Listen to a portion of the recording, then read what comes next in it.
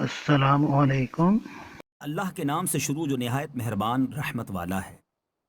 اللہ کی پاکی بولتا ہے جو کچھ آسمانوں میں ہے اور جو کچھ زمین میں ہے۔ بادشاہ، کمال پاکی والا، عزت والا، حکمت والا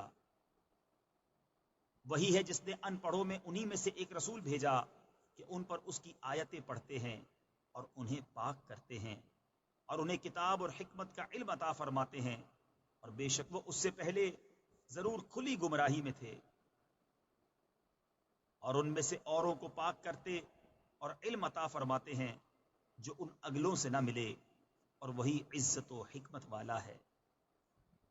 یہ اللہ کا فضل ہے جسے چاہے دے، اور اللہ بڑے فضل والا ہے۔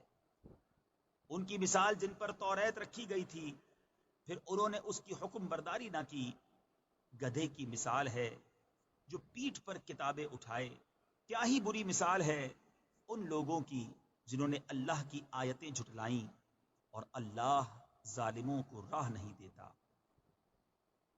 تم فرماؤ اے یہودیوں، اگر تمہیں یہ گمان ہے کہ تم اللہ کے دوست ہو اور لوگ نہیں، تو مرنے کی آرزو کرو اگر تم سچے ہو، اور وہ کبھی اس کی آرزو نہ کریں گے۔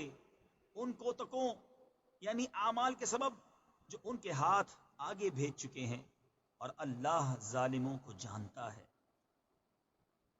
تم فرماؤ وہ موت جس سے تم بھاگتے ہو وہ تو ضرور تمہیں ملنی ہے، پھر اس کی طرف پھیرے جاؤ گے۔ جو چھپا اور ظاہر سب کچھ جانتا ہے، پھر وہ تمہیں بتا دے گا جو کچھ تم نے کیا تھا۔ اے ایمان والو، جب نماز کی اذان ہو جمعہ کے دن تو اللہ کے ذکر کی طرف دوڑو اور خرید و فروخت چھوڑ دو، یہ تمہارے لیے بہتر ہے اگر تم جانو۔ پھر جب نماز ہو چکی ہے تو زمین میں پھیل جاؤ اور اللہ کا فضل تلاش کرو، اور اللہ کو بہت یاد کرو اس امید پر کہ فلاح پاؤ۔ اور جب انہوں نے کوئی تجارت یا کھیل دیکھا اس کی طرف چل دیے اور تمہیں خطبے میں کھڑا چھوڑ گئے۔ تم فرماؤ وہ جو اللہ کے پاس ہے کھیل سے اور تجارت سے بہتر ہے، اور اللہ کا رزق سب سے اچھا۔